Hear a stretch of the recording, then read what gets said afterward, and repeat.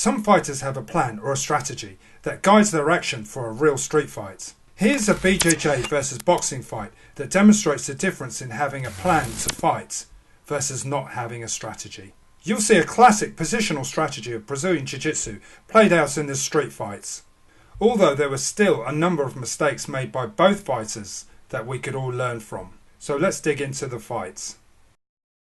Of course, we don't know the level of each fighter or the narrative behind the fight. However, I'm guessing that the Jiu-Jitsu guy was at least a lower senior blue belt. I'll explain why this is relevant as the fight goes on. If you notice, there's no feeling out process from the Jiu-Jitsu fighter. He has the classic BJJ fighting plan: takedown, side control, mount, which he executes perfectly. Compared to the boxer who came out with the classic feeling out process. What the boxer could have done was jab to chest level to draw the double leg, and attempt to step away and counter, or even sprawl to tire out the Jiu-Jitsu guy. Jabbing at chest level provides the opportunity to punch to the face when the guy goes for a takedown. Now at this stage of the fight, you're seeing a classic Brazilian Jiu-Jitsu fight plan in action. He's controlling the hips of the boxer while stabilising his position in order to advance to mount. What the boxer must do at this stage is not to struggle, but think about fixing his arms in his own defence. The guy underneath needs to turn in and protect his head, while controlling the posture of the guy on top. You can see him attempting to do this, but he makes one misjudgment and bridges at the wrong time, and ends up being mounted.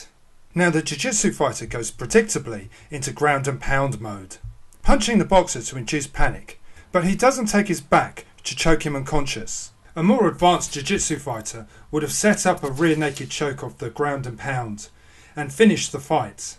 For those of you that don't know Jiu-Jitsu, the objective of the punches is to get the guy to give you his back. Once there, you can manipulate the bad guy onto his belly, where he's completely defenceless, and then apply a choke to finish the fight. As for the guy underneath, there's not much he could have done to defend himself. In his case, bridging, trapping and rolling would have been the best escape or defence strategy. We have videos on ground and pound defence. Please watch these. The lessons to be learnt here are that having a strategy in how you're going to fight or defend yourself is worthwhile. But it has to be flexible, as things do change quickly in a real fight.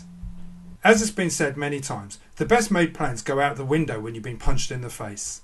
That's why I advocate mental toughness training, because when it goes wrong, at least you're mentally tough enough to fight back. Lastly, take the opportunity to finish a fight as quickly as possible. Don't waste time punching the bad guy, as in this example, but of course that may have been his plan, but it didn't finish the fight. Thanks for watching.